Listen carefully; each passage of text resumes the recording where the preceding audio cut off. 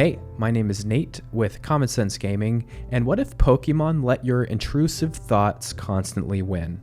Well, that's exactly what you're able to do now with a brand new game called Palworld, which seems to have taken the internet and the gaming community by storm. With just one day going by, and we seem to already have 2 million players, and as of making this video and doing this audio recording, there's over 800,000 people playing on Steam alone, which is just crazy. So this game has got me thinking a lot. I'm about 5 or 6 hours into it now, and by the time this uploads, I'll probably be at 10 or 12 because I'm having a great time playing this. Let me just put that out there to start this video. This has been a phenomenal experience, and I've been playing with my brother Jake. We've been having a blast. Yes, I am a previous Pokemon fan, but this is not a game you need to be a Pokemon fan to enjoy. Also, let me say, I don't like survival crafting games. I really do not. But this game, that hasn't been bothering me, and we're going to talk a little bit about why. But as a whole, I want people to realize that this is exactly what Pokemon could have been doing this entire time. At some point within the last decade, as technology got better and graphics got pretty insane, we could have had this real, quote unquote realism, but we'll just say like this 3D world you can walk around with. Look, what we have on the Switch does not count. The game looks terrible. It not only does it look terrible and runs terribly, it is very ill-inspired and seems to have gotten worse. I mean, I'm a huge Pokemon fan. I played from GBA to DS to the Switch, and I'm looking at myself playing the Switch, and I'm like, why did I buy this game?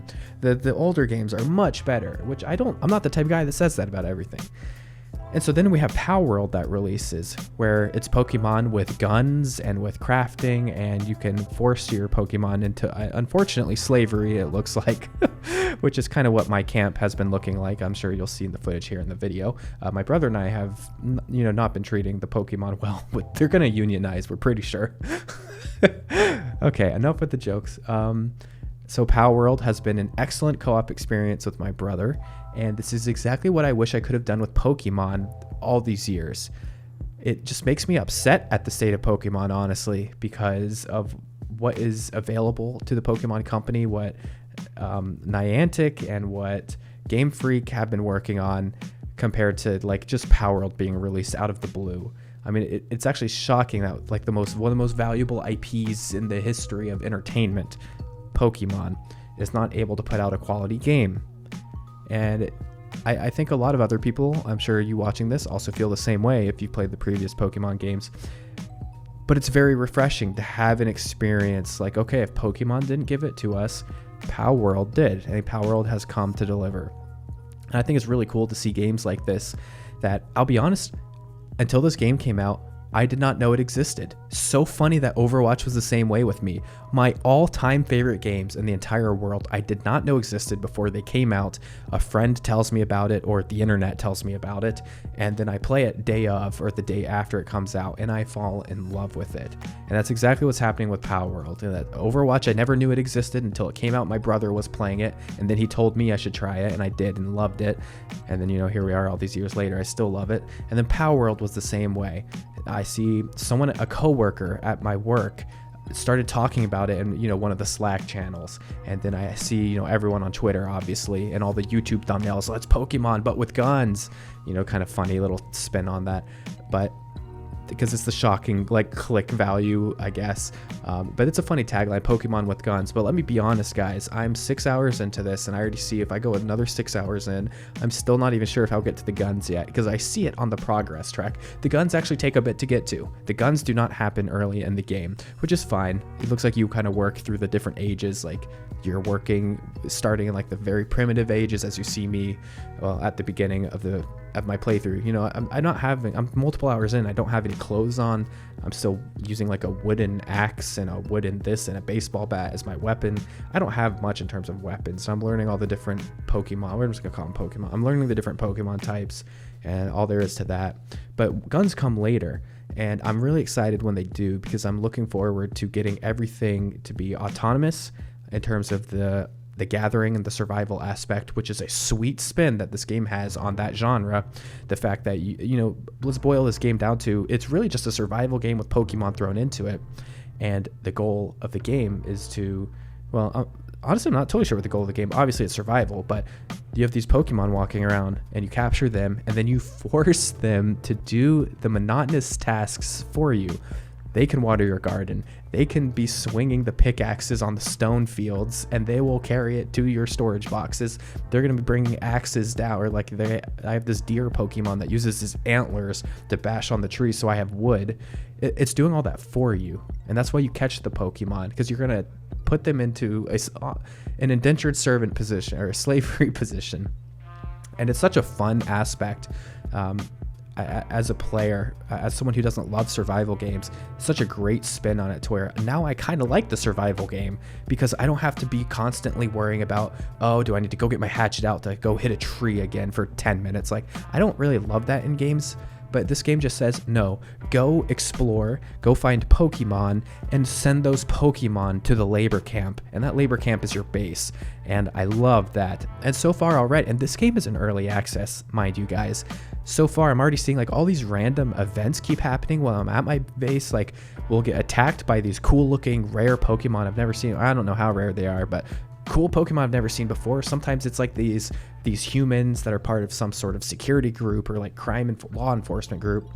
If I did something bad, which I did at one point, I killed another AI human, and immediately it's like GTA. I have wanted stars in the corner, and they didn't stop until I died.